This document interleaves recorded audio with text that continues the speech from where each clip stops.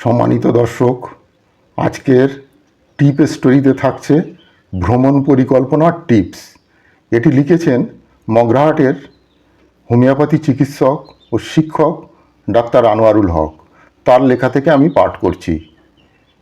একদিন বিকেলে বড় দাদা অনিক, মেজ বোন আখি আর ছোট ভাই ইরাক বসে জানালার পাশে চা খাচ্ছিল।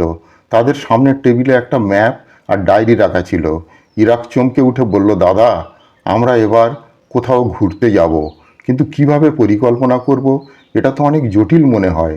অনিক হাসলো, বলল, আরে না, এটা মোটেই কিছু কঠিন নয়।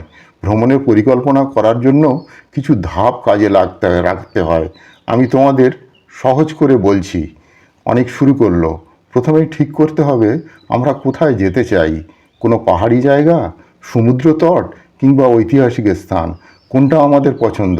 আঁখি বলল, আমি পাহাড় দেখতে চাই। ইরাক বলল, আমি সমুদ্র তটে যেতে চাই। অনিক বলল, তাহলে আমাদের এমন জায়গা বেছে নিতে হবে যেখানে পাহাড় আর সমুদ্র দুইই আছে, ধরো আন্দামান বা গোয়া। এইভাবে সবাইকে খুশি করে গন্তব্য নির্বাচন করা যায়। অনিক বলল, পরবর্তী ধাপ হলো সময় আর বাজেট ঠিক করা। আমাদের জানতে হবে কতদিন সময় আছে আর কত টাকা খরচ করা সম্ভব। আঁখি বলল, দাদা, বাজেট ঠিক করলে কি সুবিধা হয়? অনেক বুঝিয়ে বলল, বাজেট ঠিক করলে আমরা জানি কেমন হোটেলে থাকবো, কী ধরনের যানবাহন ব্যবহার করব, আর কি খরচ করতে পারবো। এতে টাকা কম হলেও ভালো ভ্রমণ সম্ভব। ইরাক প্রশ্ন করল, যানবাহন আর হোটেল আগে থেকে বুক করা কেন জরুরি? অনেক বলল, আগে থেকে বুক করলে টিকিটের দাম কম পড়ে আর ভালো হোটেলও পাওয়া যায়। যদি শেষ মুহূর্তে সব করতে যাও তাহলে খরচ বেশি হয় আর ঝামেলাও হয়।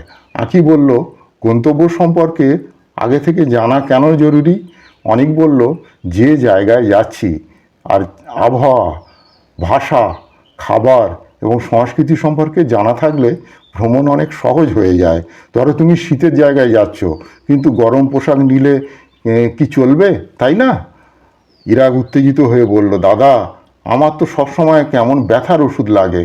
অনেক বলল, তাই তো বলছি, ভ্রমণে প্রাথমিক চিকিৎসার সরঞ্জাম যেমন ব্যথার ওষুধ, ব্যান্ডেজ এবং প্রয়োজনীয় নথি যেমন পরিচয়পত্র, টিকিট সব সঙ্গে রাখা জরুরি। অনেক বলল, সবচেয়ে গুরুত্বপূর্ণ কথা হলো যেখানে যাচ্ছি সেখানে দায়িত্বশীল আচরণ করা। পরিবেশ নষ্ট করা যাবে না, জায়গার নিয়ম মেনে চলতে হবে আর স্থানীয় মানুষদের প্রতি শ্রদ্ধাশীল হতে হবে। সব শুনে আঁখি, ইরাক খুব খুশি হলো। আঁখি বলল, দাদা, তুমি ভ্রমণ পরিকল্পনা করাকে এত সহজ করে দিলে, এবার আমরা সবাই মিলে ভ্রমণের জন্য প্রস্তুতি নিতে পারবো। অনেক হাসলো, বলল, ঠিক বলেছ, সঠিক পরিকল্পনা করলে ভ্রমণ শুধু মজা নয়, শেখার একটা বড় অভিজ্ঞতা হয়। সেদিন 3 ভাই বোন শুধু ভ্রমণের পরিকল্পনার টিপস শিখলো না, বরং একসঙ্গে একটা নতুন গন্তব্যের স্বপ্ন দেখলো। তো সুপ্রিয় দর্শক, আজকের এই ভ্রমণ পরিকল্পনার টিপস যদি আপনাদের ভালো লেগে থাকে, এরকম টিপস প্রতিদিন পাওয়ার জন্যে চ্যানেলটিকে সাবস্ক্রাইব করে রাখতে পারেন আর ভিডিওটিকে লাইক ও শেয়ার করুন। ভালো থাকুন, সুস্থ থাকুন।